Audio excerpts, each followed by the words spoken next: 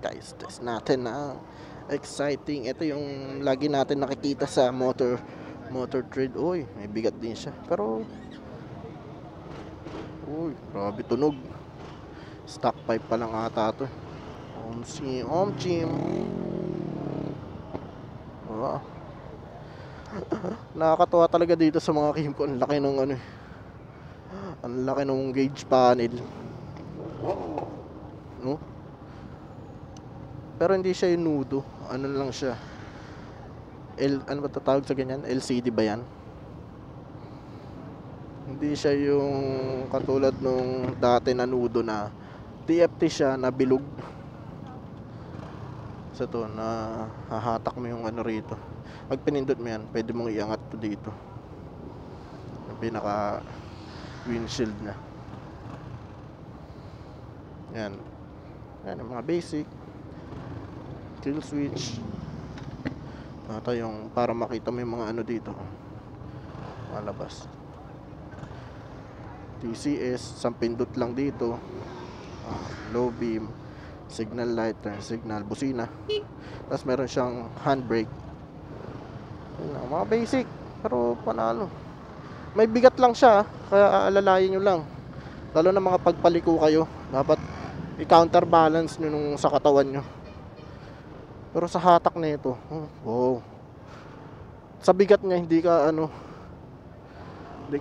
kakabahan. Kasi kusang umaangat yung motor eh. Syempre ayun naman yung theory or yung ano ng gyro. Once na may speed ka na, tumataas kusa yung motor, umaangat, dumidiretso.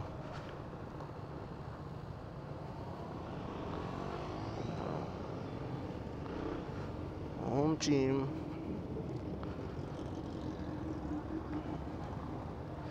Ganda. Hindi nga lang tayo speed. Layo tayo sa hindi tayo makapigaga Naggagalid lang tayo eh.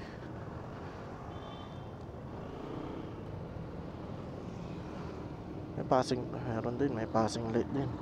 Last na tayo, last turn. Om-chim.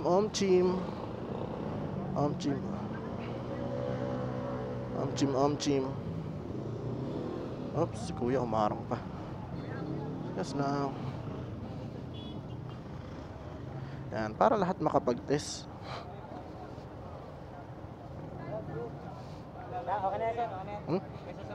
Okay.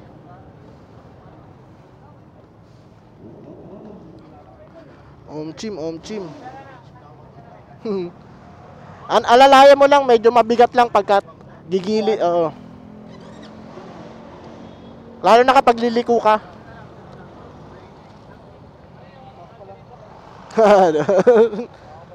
Oo. Ang ganda niya.